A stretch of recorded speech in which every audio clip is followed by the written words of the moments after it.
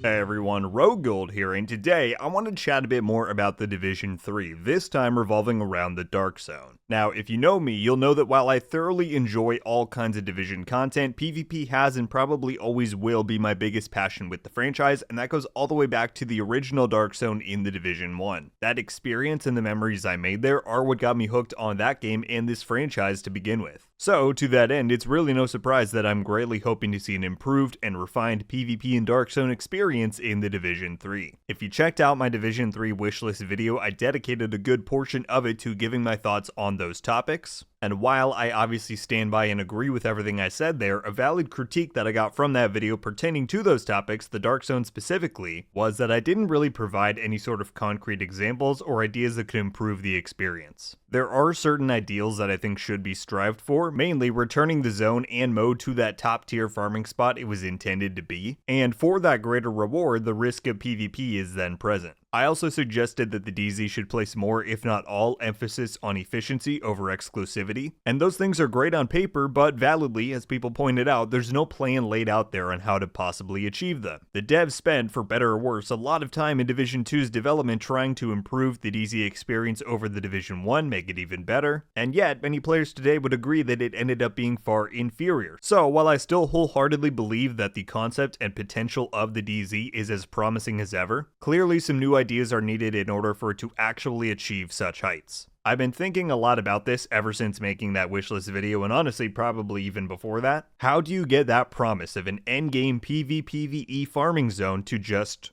work? As I said, I think the concept has infinite potential, tons of replayability. If it's done correctly, then that feeling while playing it is one of intensity, suspense, and thrills, but it just seems like despite the devs' best efforts, it just never quite reached that on a consistent basis. Even the DZ in Division 1, despite everything it did so well. So, after giving it some thought, I think I've come up with at least the foundation of a potential solution. Now, I just want to remind everybody before we jump into this, I'm not a developer, I don't claim to have all of the insights here or to be correct in everything I'm saying. I'm just a player who wants to see things he enjoys improve, and I think this could be one route to go that maybe achieves that. So as always, poke all of the holes in my ideas as you like and leave your own down below, but for now, just think about this. And before I outline the idea itself, I want to present this analogy which I think frames it quite well. We're going to use Black Friday shopping as an example, which despite the irony is not because of its Division connections. But picture this, the Dark Zone in theory is a lot like Black Friday. You've got the normal outside world, but in this one location just behind those doors is an entire store's worth of gold. A treasure trove waiting to be plundered. Discounted electronics, dirt cheap clothes, everything you can imagine, all waiting to be claimed. Now, in an ideal world, the Dark Zone would function much like Black Friday shopping. Your contenders are all anxiously waiting at the gates, and as soon as they open, everyone floods in, trying to grab the best stuff, make it out with what they can, all while dealing with complete unpredictability of what's going to happen next. In practice, however, the Dark Zone has always seemed to fall short of that.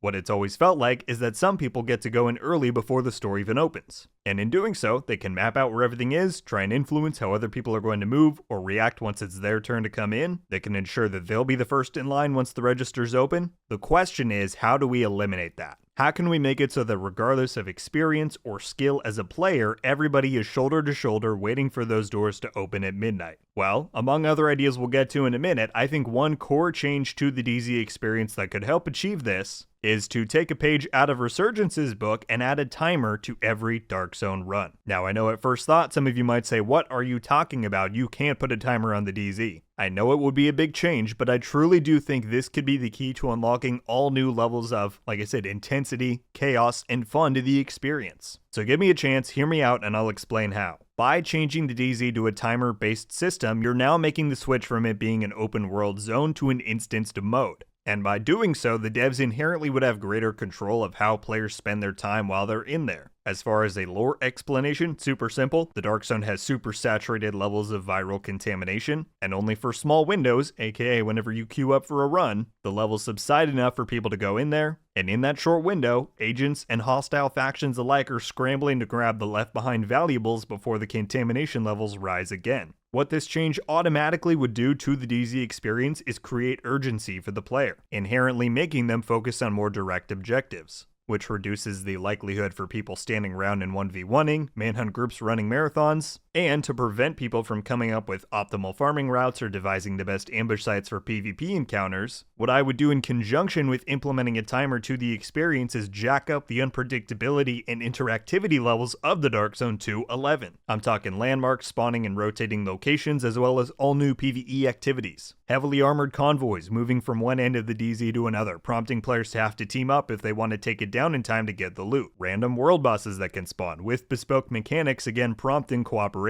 between players. Contamination pockets surging, making it so that portions of the map get flooded out even within the timer duration so that it forces players to keep on their toes and stay on the move. Introduce new loot rooms and puzzles that will jump around in location on the map from run to run. You could reintroduce something like the Thieves' Den here, which I always thought back in year 1 was a little gimmicky because it was really just another vendor with extra steps to get to him. But this time, what if the Thieves' Den had a sequence of secret objectives needing to be done to access it, clues you had to find around the map, all of which swapped out every week. So during a certain run, you could say, instead of rushing around for loot, I'm going to try and see if I can find the vendor and see if there's anything good I can buy. They could also add in secret smuggling options. Again, maybe rotating weekly, there's some hidden tunnel or a hole in the wall where you're able to secure that one piece of loot you really want without having to risk it by going to an extraction. So all of that is just scratching the surface, stuff I just came up with off the top of my head. The point is, under the umbrella of the DZ switching to an instanced time-based mode, the level of randomness you could add to the experience to make each run distinctly different, unpredictable, and thrilling would be off the charts. 2 other points to go over, the structure and the rewards. As far as the structure, I say launch Div 3 with one big dedicated DZ map.